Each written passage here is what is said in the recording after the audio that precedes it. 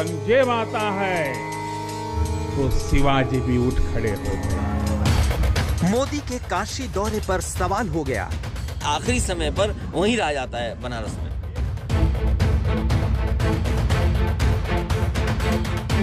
जिन्ना के बाद औरंगजेब आ गया।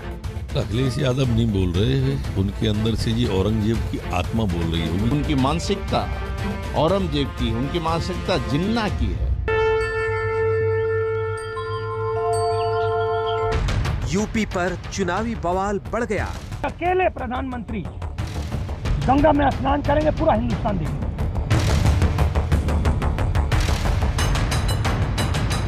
सियासी पारा आसमान चढ़ गया। जनता इनको हटाना चाहती है।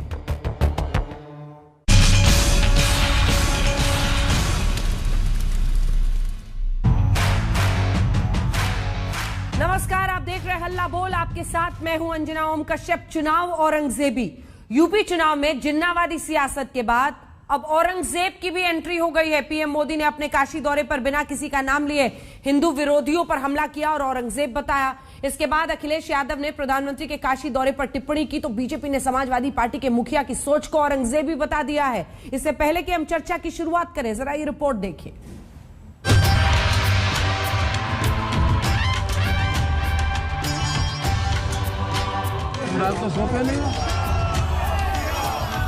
अविनाशी काशी में प्रधानमंत्री नरेंद्र मोदी ने प्लान बनारसिया कुछ इस अंदाज में लॉन्च कर दिया कि सियासी जुमलों की घंटियां बजनी शुरू हो गई।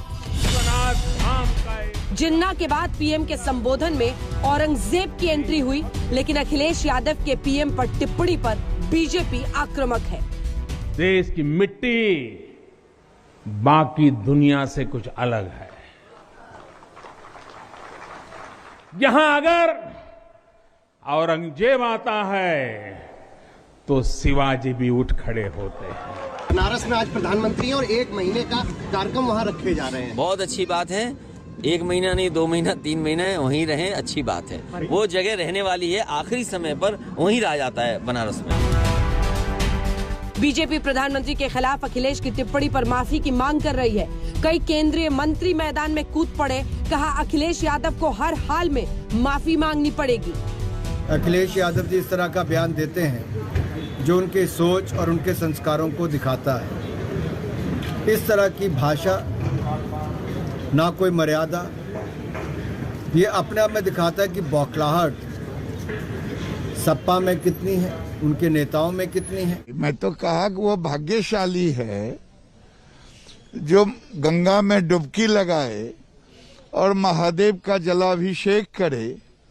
वो भाग्यशाली है। वो क्या जाने इस व्यथा को, इस बात को, जिन लोगों ने अयोध्या में राम भक्तों पर गोलियां चलाई हो, राम भक्तों को के ऊपर केवल गोलियां न चले, मौत के घाट उतारे हों। वो क्या जानेंगे सनातन धर्म, गंगा, काशी। इस तरह का बयान देना कि 2 महीने रह ले और अंत में यही आना, ये शब्द बहुत शर्मनाक है। और मुझे लग रहा है कि इसको अखिलेश में यदि जरा सी इंसानियत है तो इस शब्द पर माफी मांगना चाहिए।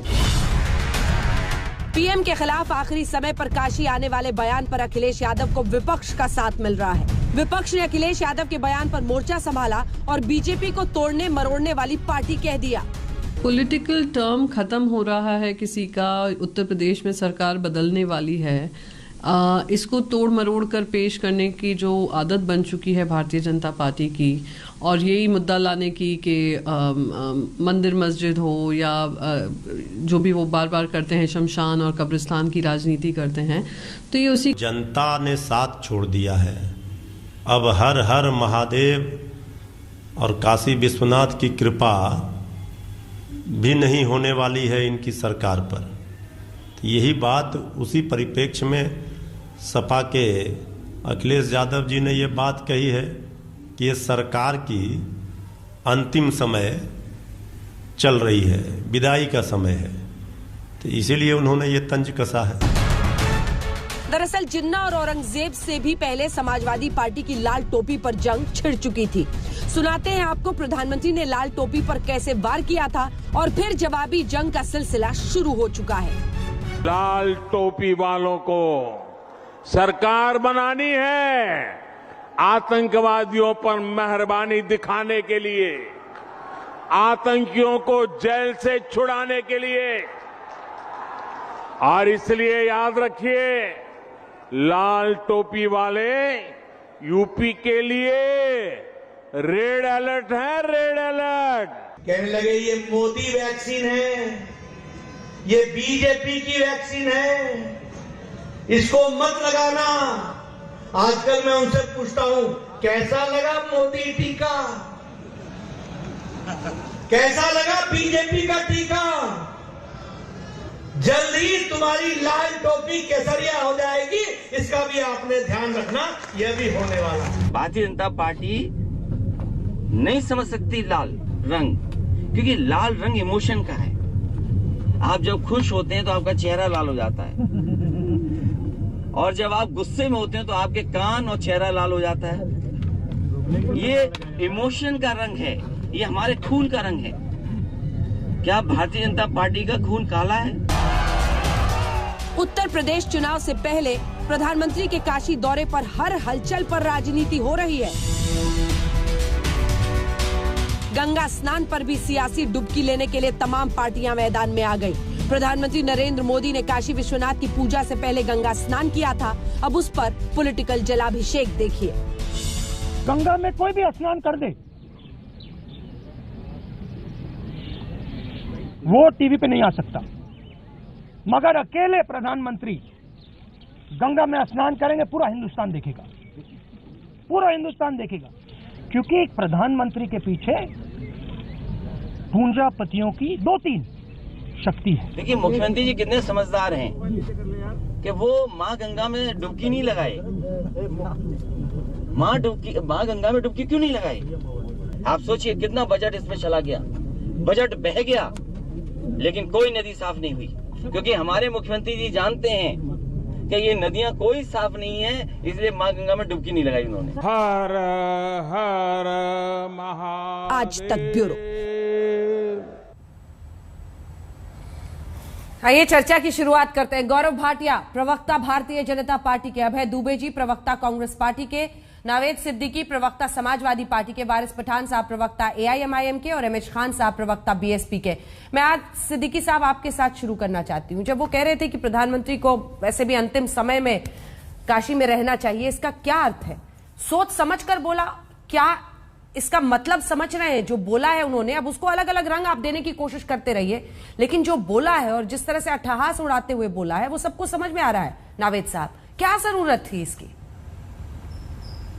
देखिए, सबसे पहले अंजना जी, मुझे एक चीज की बहुत आपत्ति है, वो मैं आपसे रिक्वेस्ट करना चाहता हूं आपके चैनल के माध्यम से, कि सबको चुनाव का वक्त है, सबको बराबर से देखिए। आपका काम है एक अपने जनता की आवाज। हो गया, अब आपका प्रवचन हो गया हो तो सवाल का जवाब दीजिए। प्रवचन, मुझे इस चीज की आपत्ति है कि जो आपने आज सवाल का जवाब दीजिए सर। हाँ, जो टाइटल आपने आज रखा है, ये टाइटल आपको नहीं रखना चाहिए, इस पे मुझे आपत्ति है। ठीक है सर, अगली बार आपसे पूछ के रखेंगे।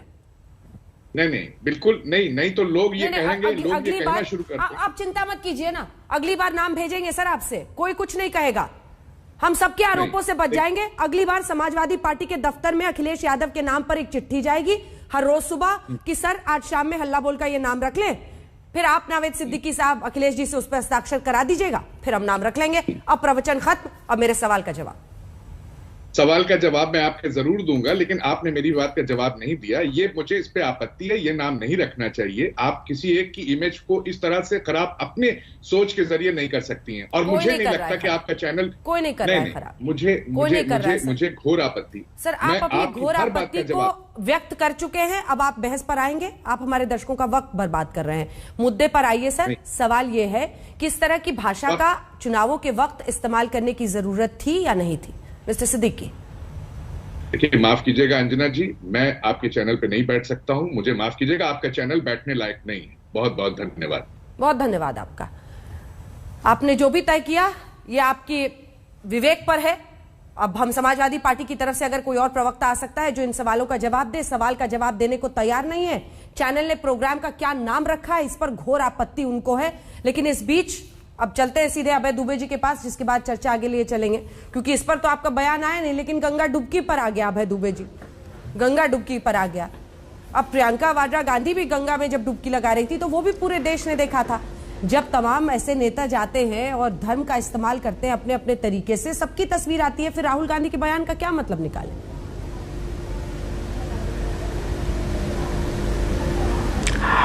अंजना जी, मैं तो यही आग्रह करना चाहता हूं प्रधानमंत्री जी से कि मां अन्नपूर्णा के पुत्रों की नृशंस हत्या करके मां गंगा की डुबकी से पाप नहीं धोए जा सकते। प्रधानमंत्री जी, आज ही एसआईटी ने रिपोर्ट दी है और उन्होंने माना है कि नियोजित षड्यंत्र करके रोंद कर किसानों को मार डाला, जिसका आरोप केंद्रीय गृह राज्य मंत्री के पुत्र पर है और षड्यंत्र की एफआईआर उन पर भी दर्ज है। उनको बर्खास्त कीजिए प्रधानमंत्री जी, तब यह निर्धारित हो पाएगा कि गंगा से जो आपने सौगंध खा के वादा किया था, कम से कम वो पूरा कर रहे हैं। प्रधानमंत्री जी, आपने गंगा की सौगंध खाई थी, अभी आपकी रिपोर्ट आपने लोकसभा में रखी, उसमें बताया कि 178 स्कीम तो आपने इंप्लीमेंट ही नहीं की गंगा को साफ करने की। 19,000 करोड़ रुपए आपने नहीं दिए। प्रधानमंत्री जी, मैं ऋणी हूं कि ब्रह्मांड के स्वामी भगवान काशी विश्वनाथ का भव्य वैभवशाली मंदिर बना, मगर उनकी प्राण प्रतिष्ठा उन उत्तर प्रदेश के करोड़ों लोगों में है। प्रधानमंत्री जी, आपने अभी रिपोर्ट दी और यह बताया कि उत्तर प्रदेश के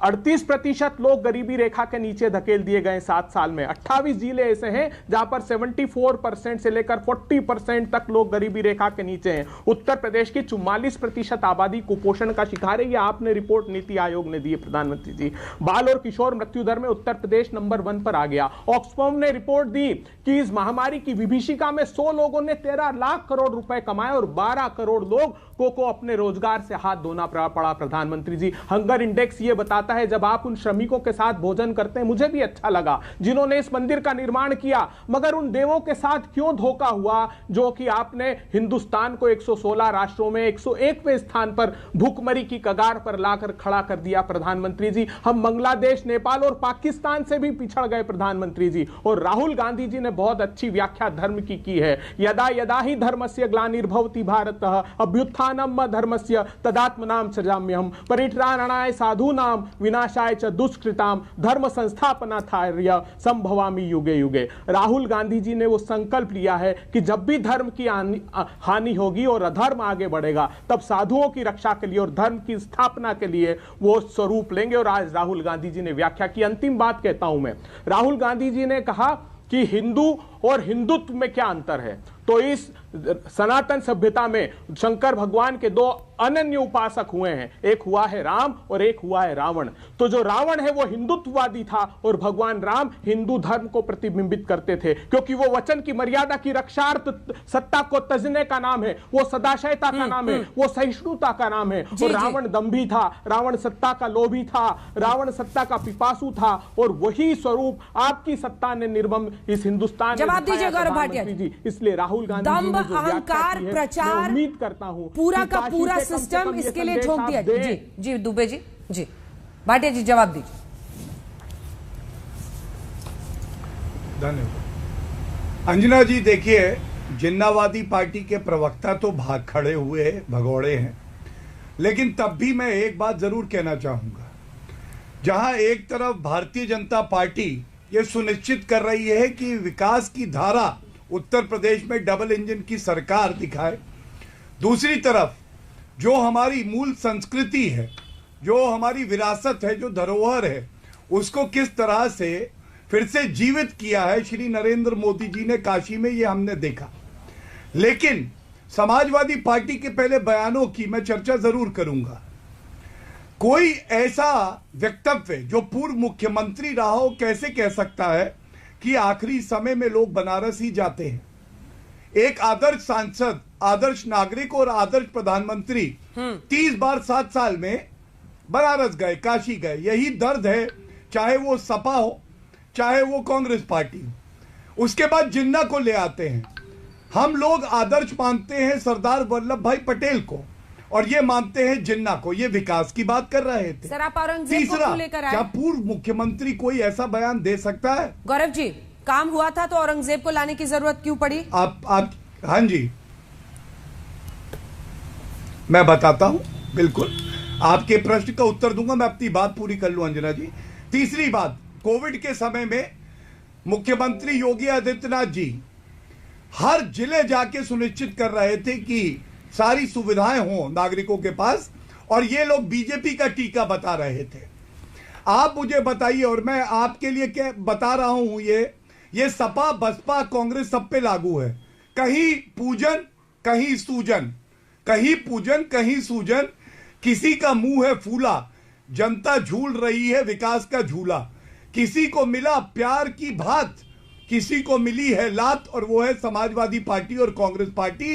कहीं पूजन कहीं सूजन। अब आपने औरंगजेब की बात करी, मैं बताता हूं विकास के झूले पे काशी औरंगजेब को विश्वनाथ बुलाया। का इतिहास देखिए। मैं बता रहा हूं आपको, विकास के साथ साथ हमारा आत्मसम्मान, हिंदुत्व, हिंदू धर्म जो है, हमेशा भारतीय जनता पार्टी ने कहा है हिंदू अस्मिता के लिए खड़े होंगे।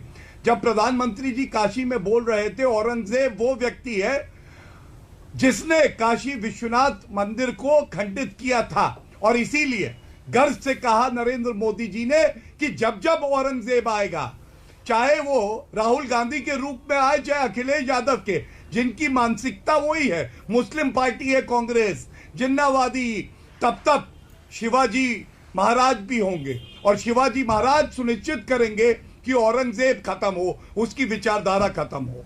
अब मैं एक बात और बताऊं, देखिए कांग्रेस पार्टी वो पार्टी है जिसकी अध्यक्षा रायबरेली से सांसद हैं अंजना जी, 2 साल से क्यों नहीं गई है अभी तक रायबरेली, ये बात पूछिए। प्रियंका वाड्रा गांधी, राजस्थान के बेरोजगार 30% वहां पे बेरोजगारी है। उत्तर प्रदेश लखनऊ में प्रदर्शन करने आते हैं कि यहाँ पे चुनावी मेंढक और चुनावी जो नेता है वो आ रहे हैं। चूंकि आपके नेताओं पर सीधा वार किया, एक छोटा सा जवाब दीजिए, फिर मैं अन्य मेहमानों के पास बताएंगे, फिर मैं अन्य मेहमानों के पास जाऊंगी। इसके बाद खान साहब आपके पास, पठान साहब आ रहे हो। जी देखिए, हुआ झूठ का पटाक्षेप तुम और नहीं छल छंद करो। इस नाटक में क्या रखा है ये खेल तमाशा बंद करो। सचमुच में तुम खलनायक हो, नायक का सिर्फ मुखौटा है, अभिनय में महाछलावा है, अभियान बहुत ही छोटा है। अरे मेरे दोस्त, क्यों औरंगजेब का नाम ले रहे हो मैं बताता हूँ, क्योंकि 45 वर्षों की भीषणतम बेरोजगारी पर पर्दा डालना है, जो एनएसएसओ ने रिपोर्ट जारी की है उस पर पर्दा डालना चाहते हो आप। गौरव जी जवाब सुनिए।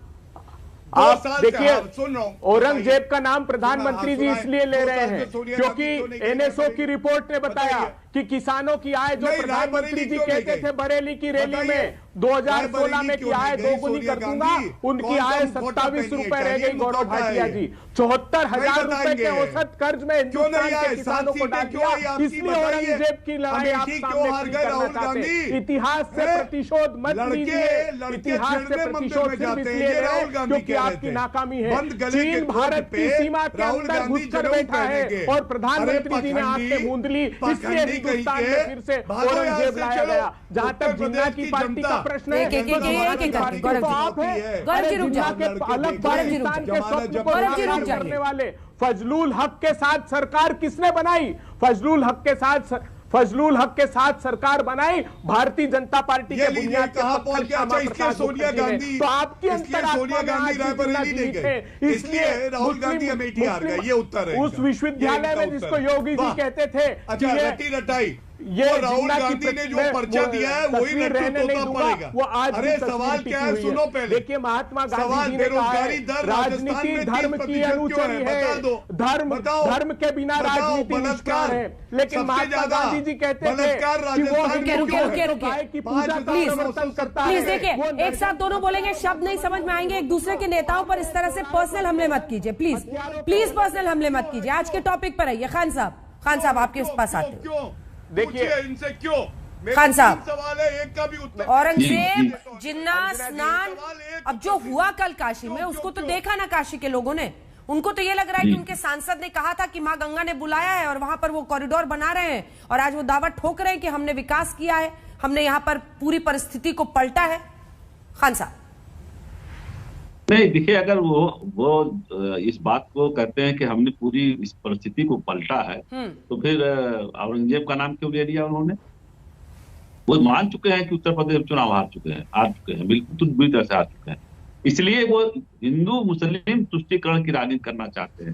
प्रधानमंत्री को यह बात कहते हुए अच्छा नहीं लगता है कि आप जिस काम के लिए गए थे उस काम को करते और औरंगजेब और शिवाजी का नाम तो सब लोग लेते हैं, हिंदू मुसलमान सभी लोग लेते हैं, किस संदर्भ में लेते हैं पूजा दुनिया जानती है। एक सेकंड आपको टोक रही हूँ, मेरा मतलब यूपी सरकार के खात्मे से था। ये अखिलेश यादव ने अभी टिप्पणी को लेकर अपनी सफाई दी है, जिसमें उन्होंने कहा है कि मेरा जो अर्थ था वो पीएम की लंबी उम्र की मैं कामना करता हूं, और इसी के साथ वो कह रहे हैं कि मैं बीजेपी के यहां पर जो शासन है, सरकार है, उसके खात्मे से उनका मतलब था। ठीक है, बात पूरी कीजिए खान साहब। जी, मैं यही कह रहा हूं कि देखिए कुछ 5 साल में काम जो हुए नहीं। अभी कोरोना काल की बात कर रहे थे लोग, कोरोना काल में क्या हुआ, एक एक घर से 8-8 आदमी मर गए, न दवा मिली, न ऑक्सीजन मिला, न हॉस्पिटल मिला, न एम्बुलेंस मिला, कुछ नहीं मिला, लाखों लोग मर गए। उस पर चर्चा नहीं होना चाहिए।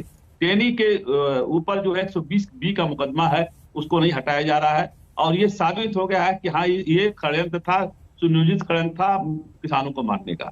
देखिए आज जो रिफाइंड ऑयल है वो 160-170 रुपए पहुंच गया, डीजल का दाम 100 के पार पहुंच गया है, पेट्रोल का दाम 100 के पार। महंगाई पे बात नहीं हो रही है, कोई नहीं बात कर रहा है। जब जनता बीच में जब पूछ रहे हैं, गांव में जा रहे हैं लोग, तो ये लोग दौड़ाए जा रहे हैं, मारे भी जा रहे हैं। कई जगह कुर्ता फाड़ा गया इन लोगों का, भारतीय जनता पार्टी के एमएलए का, एमपी का। तो सवाल इस बात का है कि आप प्रधानमंत्री जी सोचते हैं कि अब इस पर तो काम तो कुछ हुआ नहीं। योगी आदित्यनाथ जी कंधे पर हाथ रख के कहा कि देखो योगी जी तुमने काम कुछ किया नहीं, अब तो हम लोगों को, दोनों लोगों को मिलकर धर्म खेलना है, हिंदू मुसलमान खेलना है, और इसी खेल से हम जीत सकते हैं, बाकी चीज तो तुम जीरो हो जाओगे।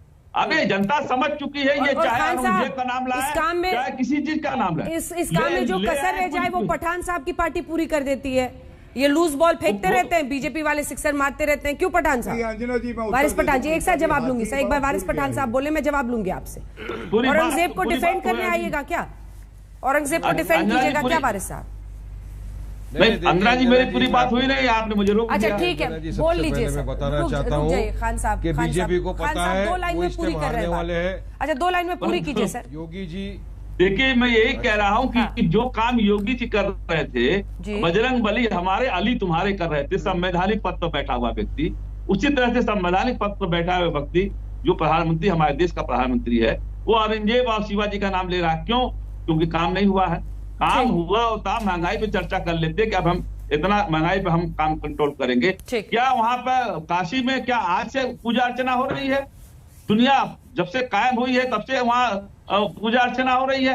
कौन सा बड़ा नेक काम कर दिया? आप वहाँ के सांसद हैं, अगर आपने कुछ काम किया तो अच्छी बात है, सांसद का काम है अपना काम करना।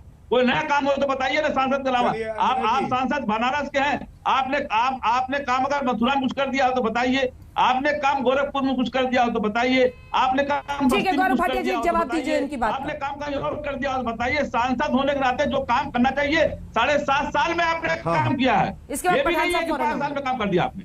ठीक, जवाब दीजिए। 5 साल में काम कुछ नहीं किया उन्होंने। गड्ढे आज गड्ढे हैं, बनारस में मैं गया हूँ, देखा हूँ गड्ढे पड़े हुए हैं।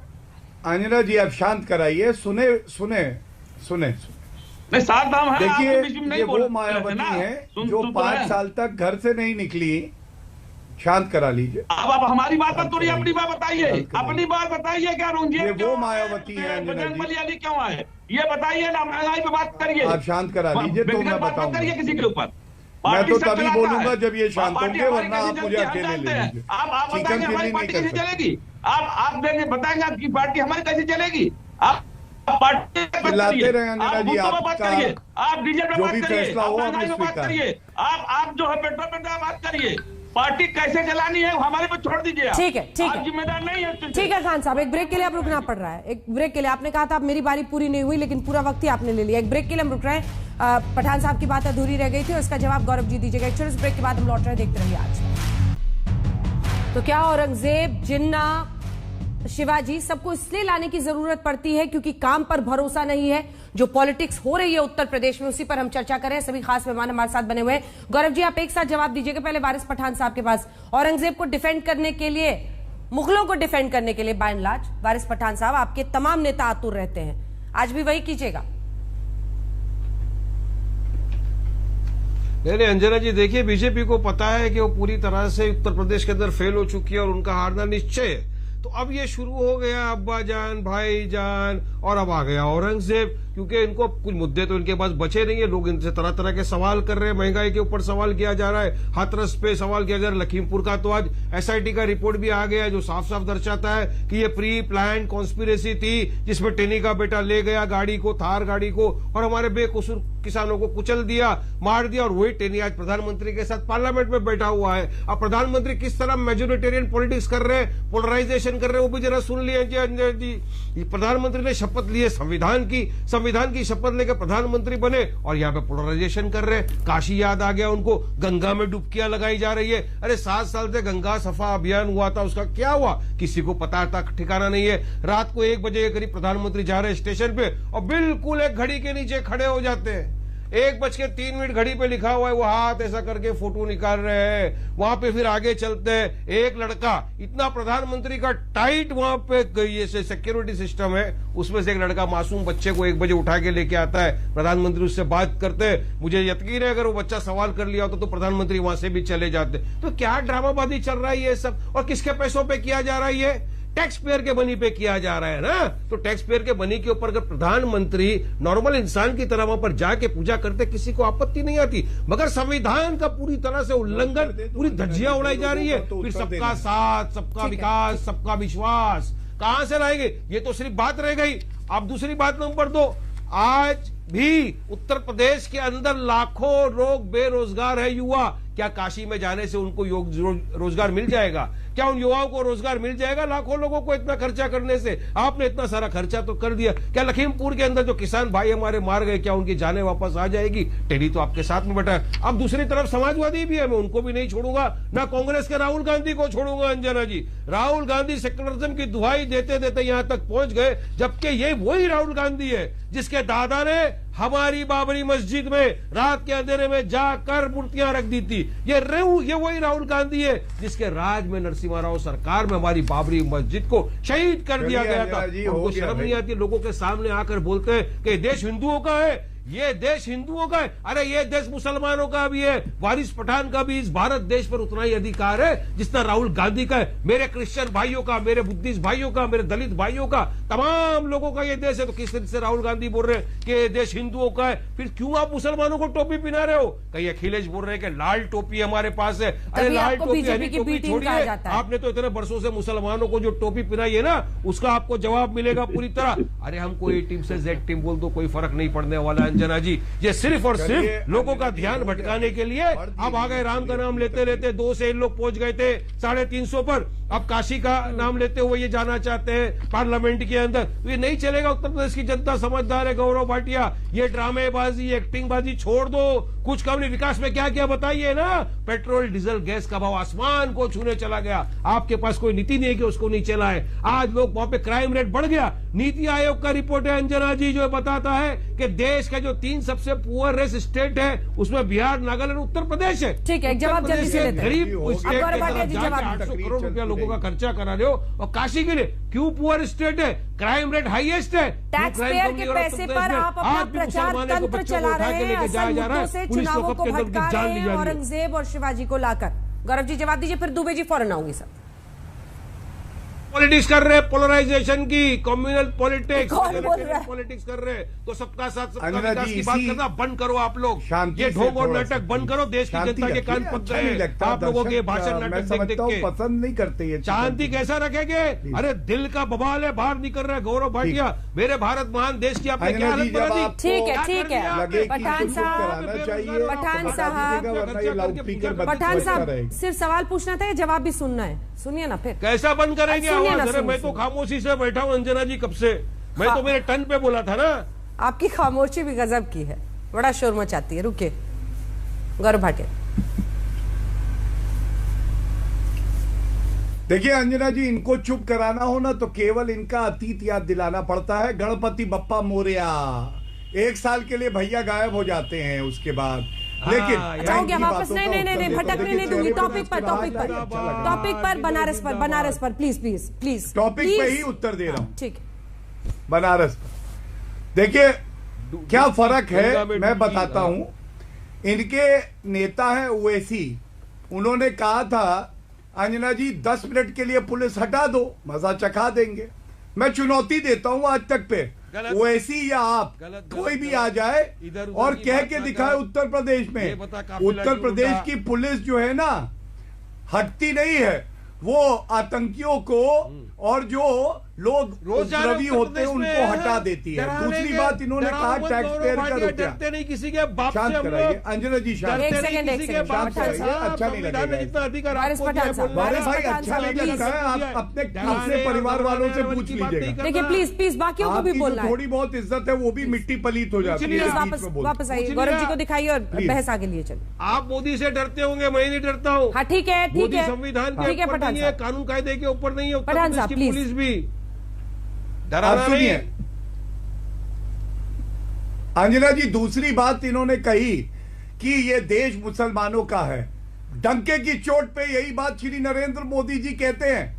मुसलमान वो जो अब्दुल हमीद जैसा हो, जो औरंगजेब जैसा हो, डॉक्टर अब्दुल कलाम जैसा हो, जो कहे कि हम 10 करोड़ हैं, 110 करोड़ पे भारी है, वो मुसलमान भारतीय नहीं हो सकता है, उसके तार कहीं और जुड़े होंगे। तीसरी बात, टैक्स पेयर का रुपया याद आ रहा है। अंजना जी, दशकों तक हज सब्सिडी चली, ये ओवैसी जी यूपीए को समर्थन दे रहे थे, इनके मुंह में दही जमी रही। जब उत्तर प्रदेश ये जो बात करते हैं वहां पे कब्रिस्तान के लिए रुपया दिया जा रहा था तो इनके मुंह में दही जमी हुई थी। और जितने भी मुसलमानों पे रुपया खर्च करिए तो इनको ठीक लगता था। आज अगर हमारी जो सांस्कृतिक विरासत है उसको पुनर्जीवित किया जा रहा है, अगर वो आगे बढ़ रही है तो इनको दर्द होता है। अब इसके बाद मैं एक बात और बीएसपी पे भी कह दूं, बीएसपी भैया, आप तो मायावती ने कहा कि जो आधे अधूरे प्रोजेक्ट हैं उनका शिलान्यास और उद्घाटन हो रहा है। मैं आपको बता दूं, 12 जनवरी 2011 नोएडा का पार्क था और ये अखबार में छपा। मायावती ने कहा जल्दी से आओ, हम उद्घाटन कर दें, वरना जो पत्थर लगा है उसकी कमीशन नहीं आएगी। और इनसे आप जो वादे किए उसका हिसाब अंजना जी कैसे लेंगे? इनका तो मैनिफेस्टो ही नहीं आता है। और ये वो मायावती है जो 5 करोड़ की माला पहनकर अपने गले में, प्लीज शांत हो जाइए, बहुत देर आपने बोला, चुप हो जाइए। नहीं, आप चुप हो जाइए, मत करो, चुप, टीवी पे बैठ के मक्कारी मत करो। नहीं प्लीज प्लीज, आप सबसे बड़े मक्कार आप हो। हटाइए हटाइए, दोनों को हटाइए। नहीं नहीं, हमारे दर्शक डिजर्व नहीं करते ये देखना। प्लीज प्लीज रुक जाइए, बारी बारी से अपनी बात कहिए। प्लीज प्लीज भाषा की मर्यादा को रखिए, टॉपिक पे रहिए। गौरव जी अपनी बात एक लाइन में पूरी कीजिए। आ रही हूं दुबे साहब। बेकार की बात है, धन्यवाद। देखिए, मायावती तो वो है अंजना जी जो 5 साल से अपने बंगले से नहीं निकलती हैं। जब वो बाहर आती हैं तो लोग पहचान नहीं पाते हैं क्योंकि उनकी सूरत बदल चुकी होती है। अरे सर, बनारस के विकास पर बोलिए ना। माला गले में पहनती है और कहती है मैं दौलत की दलित की बेटी हूं। दौलत की बेटी वैसे वो है। और एक बात कर दूं, तिलक तराजू और तलवार, इनको मारो जूते 4, ये है मायावती। आपको लगता है तिलक तराजू और तलवार और बाकी लोग छोड़ेंगे मायावती को जब चुनाव लड़ेगी? उनकी 0 सीटें आई थी, इसीलिए बनारस में बोलने को कुछ नहीं है क्या गौरव जी? और योगी आदित्यनाथ वो मुख्यमंत्री है कि अपने पिताजी की अंत्येष्टि में नहीं जाते हैं। किसी नेता पर निजी आरोप लगाकर क्या फायदा? बनारस पर बताइए ना सर, बनारस पर सवाल हो रहा है ना, सवाल विकास पर हो रहा है ना, सवाल महंगाई पर हो रहा है, उस पर बोलने को कुछ नहीं है क्या? इधर उधर की बात करेंगे, टाइम वेस्ट। हाँ, तो विकास में सुनिए 10 सेकंड और ले लीजिए। कुछ नहीं है इनके पास। नहीं रुकिए, काशी विश्वनाथ धाम जिसको ये लोग कहते थे, बात करेंगे, मैं अपनी बात काशी विश्वनाथ धाम, ठीक है, एक बार अभय दुबे जी बोले फिर लास्ट में जवाब दीजिएगा। अभय दुबे जी, असंभव को जो संभव कर दे वो मोदी है। मोदी जी है तो मुमकिन है। पूर्वांचल एक्सप्रेसवे विकास नहीं है। मैं चाहता हूं कि जब सरयू का राष्ट्रीय परियोजना की अपेक्षा एक बोलने का मौका दिया जाए। पिछली बार भी गौरव भाटिया जी ने इंट्रोड किया था, आवाज बंद कर दीजिए। ठीक है गौरव जी, लास्ट में जवाब ले लूंगी, लास्ट में जवाब ले लूंगी। अब अभय जी बोलेंगे सोनिया गांधी क्यों नहीं जाती है, इस प्रश्न का उत्तर ठीक है, वो जवाब दे रहे हैं अभय जी।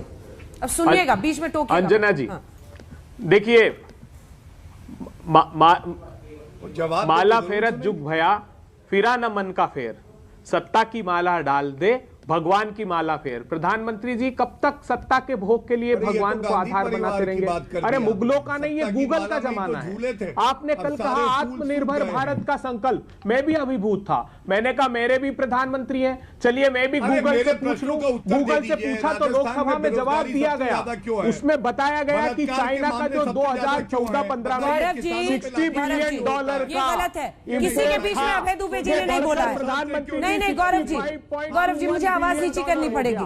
गौरव जी किसी के बीच में अभय दुबे जी ने नहीं बोला है। नहीं सॉरी, हिंदुस्तान के एमएसएमई को तबाह कर दिया और आप कुछ भी बोलने लगे। अब आप देश के लोगों से संकल्प दिलवा रहे हैं आत्मनिर्भर भारत का।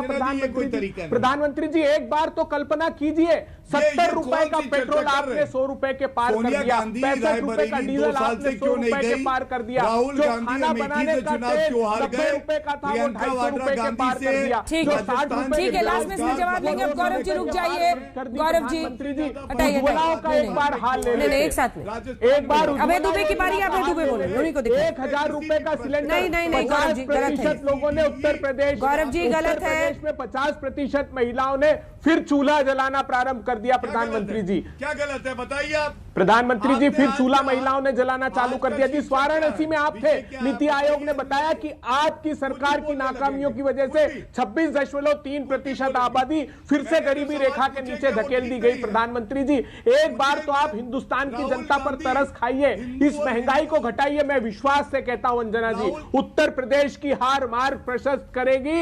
इन तीनों कृषि के काले कानून जिस प्रकार रद्द हुए, समर्थन मूल्य का कानून भी तभी प्रधानमंत्री जी बनाएंगे जब उत्तर प्रदेश में हार जाएंगे, क्योंकि इनकी हार के डर के आगे जनहित की जीत हिंदुस्तान को अब दिखाई देने लगी है। जिस प्रकार उपचुनाव की हार के बाद हम लोगों ने देखा कि थोड़े से पेट्रोल डीजल के दाम घटाए, फिर भी वो पर्याप्त नहीं थे। इन लोगों को शर्म नहीं आई। ये कहते हैं राजस्थान की बात करते हैं या पंजाब की बात करते हैं, आजाद भारत के इतिहास में पहली बार हुआ कि सरकार ने धान खरीदने से मना कर दिया, ये कहकर कि मॉइस्चर कंटेंट ज्यादा है। अरे इसके पहले मॉइस्चर कंटेंट की परमिशन बढ़ाते थे प्रधानमंत्री जी। आप कांग्रेस पार्टी के प्रवक्ता हैं, विपक्ष का ये काम है सरकार को हर मुद्दे पर घेरना। लेकिन एक सवाल जो बार बार पूछा जाता है, गांधी परिवार के जो सांसद यूपी से हैं वो क्यों नहीं वहां पर जाकर काया पलट करने की कोशिश करते हैं? रायबरेली पर सवाल से आप क्यों भाग रहे हैं अभय दुबे जी? अंजना जी कहां भागे? इनको जानना चाहिए। भेल की स्थापना हमने कराई रायबलिया अमेठी में, सेल की स्थापना कराई, ordnance factory, rail Neer plant की, हाल की major industrial activity area, Indo Gulf Fertiliser, ACC, health में इंदिरा गांधी आई हॉस्पिटल का निर्माण हमने कराया। चलिए वक्त खत्म हो गया, बहस कल करेंगे। अब अभी के लिए इतना ही, हम एक ब्रेक के लिए रुक रहे हैं। आप सभी का धन्यवाद, देखते रहिए। जिन्ना एपिसोड के बाद अब औरंगजेब की एंट्री हुई है चुनावों में उत्तर प्रदेश के। इसी को लेकर आप चर्चा देख रहे थे, क्योंकि अखिलेश यादव की एक टिप्पणी पर बीजेपी माफी की मांग कर रही है। हालांकि उन्होंने साफ कहा है कि मेरा जो मतलब था वो बीजेपी के शासन से था, उसके खात्मे से था, प्रधानमंत्री पर नहीं थी टिप्पणी। देखते रहिए आज तक। बेमिसाल